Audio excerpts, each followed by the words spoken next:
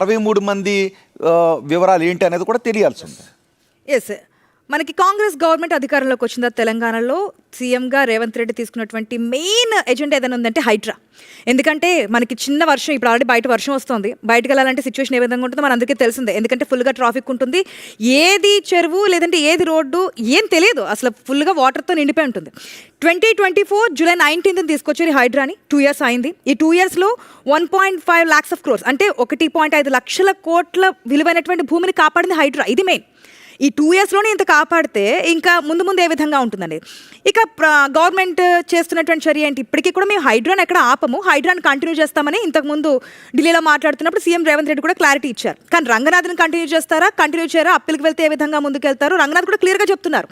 నా మీద ఏదైతే 63 కంటెంట్ కేసులు వచ్చాయి ఇవన్నీ కూడా అక్రమాస్తులు, ఏదైతే భూ ఆక్రమించినటువంటి వారు వీళ్ళు మాత్రమే వేశారు, నేను న్యాయపరంగా చిక్కులు ఎదుర్కొంటాను, నా దగ్గర ప్రూఫ్స్ ఉన్నాయి. ఏదైతే శాంతా శ్రీరామ్ అని చెప్తున్నారు, దీనికి సంబంధించి కూడా డైరెక్ట్గా వెళ్ళేని చెప్పలేదు కోర్టు, దీని గురించే కదా ఇప్పుడు అబ్జెక్షన్ చెప్పింది కూడా.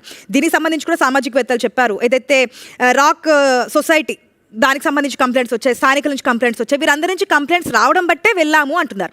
సో పేదల దగ్గర నుంచి స్థానికుల నుంచి ఏదైతే కంప్లైంట్స్ వచ్చాయో చాలాసార్లు చెప్పారు, ఒక కమిటీ కూడా వేశారు, దానికి సంబంధించి ఎవరైనా ఉంటే చెప్పండి కంప్లైంట్స్ తీసుకుంటామన్నారు. కంప్లైంట్స్ ఇచ్చిన ప్రతి చోటికి హైడ్రా వెళ్ళింది, కూల్చివేతలు చేసిన తర్వాత రంగనాథ్కి పాలాభిషేకాలు చేసినటువంటి సందర్భాలు కూడా మనం చూసాం.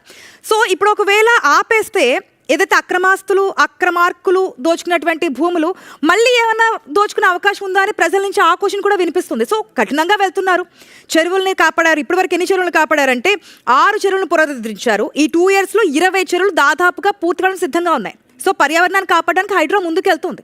దీని గవర్నమెంట్ ఇంకాస్త స్ట్రిక్ట్గానే ముందుకెళ్తుంది అనిపిస్తుంది. ఎస్, పర్యావరణాన్ని కాపాడే ప్రతి ఒక్క హక్కు రాష్ట్ర ప్రభుత్వాల చేతిలో ఉంటాయి. మరొక ఇప్పుడు మనకి